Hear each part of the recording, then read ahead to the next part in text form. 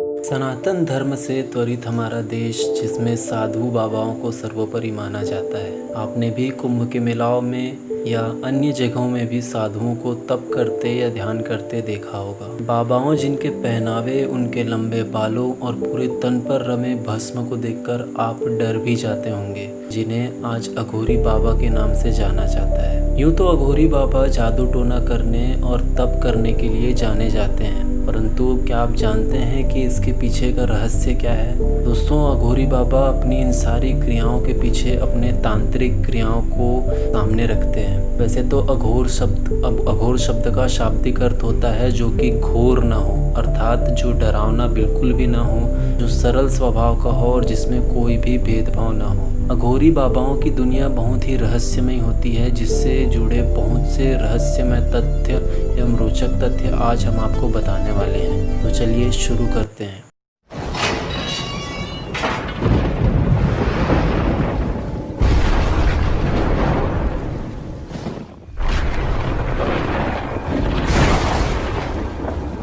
तो कहा जाता है कि अघोरी की वेशभूषा में आपको कोई भी ठग सकता है, परंतु इनकी पहचान ही इनकी स्वभाव होती है। दोस्तों, कहा जाता है कि अघोरी बाबा स्वभाव में बहुत ही सरल होते हैं एवं इनमें थोड़ा सा भी लालच या लोभ नहीं होता।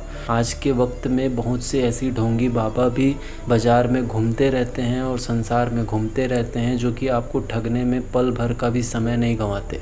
ये अक्सर ऐसे दिखाई भी नहीं देते हैं। या तो पहले से नियुक्त अघोरी बाबा शमशान में जा रहे होते हैं या वहाँ से निकल रहे होते हैं, या तो ये कुंभ के मेले में दिखाई देते हैं। दोस्तों, कहा जाता है कि अघोरी बाबाओं का स्वभाव बहुत ही सरल होता है, परंतु अघोरी बाबा बनना काफ़ी कठिन। वे अपनी कठोर साधना पूरी करने के पश्चात हिमालय या किसी वीरान जगह में चले जाते हैं। दोस्तों, कहा जाता है कि अघोरी बाबा सारे मोह माया का त्याग कर चुके होते हैं। वे सारे मोह माया का त्याग कर एक ऐसी क्रिया में संलग्न हो जाते हैं जो कि करना सामान्य मानस जन के लिए बहुत ही कठिन होता है। दोस्तों, कहा जाता है कि अघोरी बाबा शमशान में ही रहते हैं और वहीं पर ही साधना करते हैं। वैसे तो दोस्तों, अघोरी विद्या इतनी ज़्यादा कठिन होती है, परंतु ये विद्या त्वरित फलित भी हो जाती है, जिसके प्रयोग से अघोरी बाबा लोगों की मदद करते हैं। दोस्तों, अघोर बाबा की कल्पना की जाए तो हमारे जहन में एक अलग सा ही चित्र आता है। या तो शमशान में तंत्र करने वाले किसी बाबा के बारे में हम सोचते हैं, जिनकी वेशभूषा काफ़ी डरावनी होती है। अघोरियों के वेश में कोई भी बाबा आपको कहीं पर भी ऐसे ही राह चलते नहीं दिखाई देता। अघोरियों की पहचान यही होती है कि वे किसी से भी कुछ भी नहीं मांगते हैं और ये अक्सर कहीं पर भी घूमते हुए दिखाई नहीं देते हैं। अघोरियों को कुछ लोग ओघड़ भी कहते हैं। अघोरियों को डरावना या खतरनाक साधु समझा जाता है। दोस्तों, कहा जाता है कि जो अघोरी बाबा होते हैं वे सारे मोह माया का त्याग कर चुके होते हैं।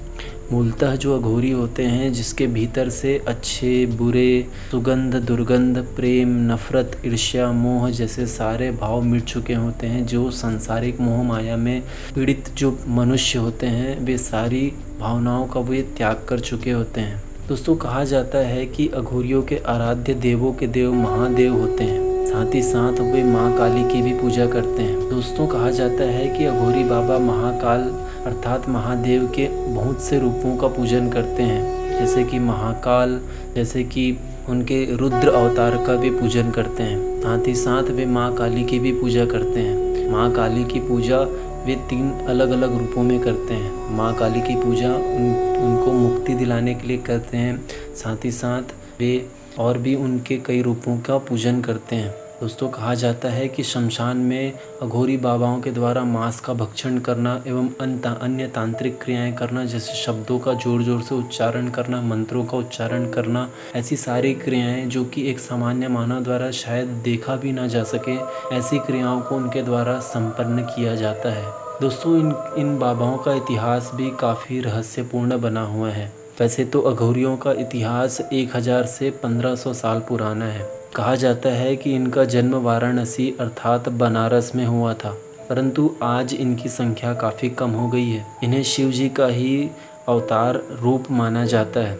जैसे कि इन्हें शिव जी का अनुयायी कहा जाता है, वैसे ही इनकी स्वभाव भी होती है। दोस्तों, कहा जाता है कि यह आम इंसानों से दूरी बनाकर रहते हैं एवं भांग धतूरे अन्य इत्यादि वस्तुओं का सेवन कर सभी सुख सुविधाओं से दूरी बनाकर अपना जीवन यापन करते हैं।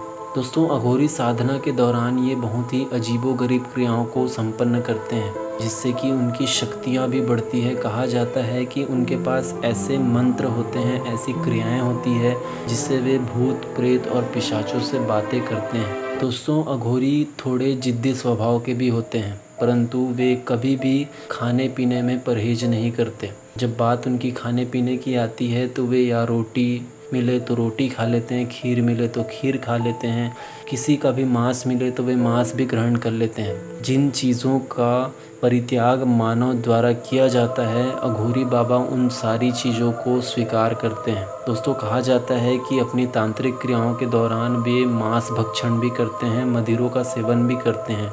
ये सारी ऐसी चीज़ें हैं जो अघोरी बाबा की तांत्रिक क्रियाओं को और भी ज़्यादा प्रभावित बनाती है। दोस्तों, कहा जाता है कि वे बकरे का मांस और अन्य आदि सभी मांस, मनुष्य का मांस एवं और अन्य आदि पदार्थों का भी सेवन करते हैं। दोस्तों, कहा जाता है कि केवल गाय के मांस को छोड़कर वे सभी प्रकार के मांस का भक्षण करते हैं। दोस्तों, कहा जाता है कि अघोरी बाबा ऐसे बाबा होते हैं जो पहले से भी किसी को भी वचन नहीं देते और यहाँ तक वे किसी को आशीर्वाद भी नहीं देते, परंतु जिन भी व्यक्तियों को उनका आशीर्वाद लग जाता है वे बहुत ही फलित होते हैं।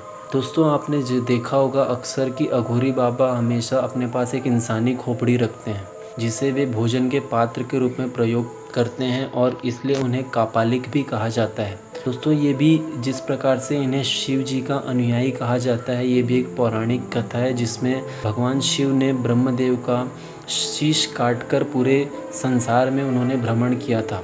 उसके बाद से अघोरी जो बाबा होते हैं उन्हीं की अनुयायी बनकर वे जो कपाल होते हैं उन पे वे भोजन ग्रहण करने के लिए उनका प्रयोग करते हैं। अगर उनके तन और वेशभूषा की बात करें तो हाथ में चिमटा, कमंडल और कानों में बाली, ये सारे अघोरी बाबाओं का, और अपने पूरे तन पर वे भस्म अमराए रहते हैं। तो ये था दोस्तों अघोरी बाबा के बारे में कुछ रहस्यपूर्ण बातें। अगर आपको ये वीडियो पसंद आया तो प्लीज़ इस वीडियो को लाइक करें और आपके इस वीडियो पर क्या विचार हैं कृपया कमेंट कर हमें बताएं। अगर आपको यह चैनल अत्यधिक पसंद आया तो प्लीज़ इस चैनल को सब्सक्राइब करें ताकि नए वीडियो की नोटिफिकेशन आपके पास सबसे पहले आए। जय महाकाल।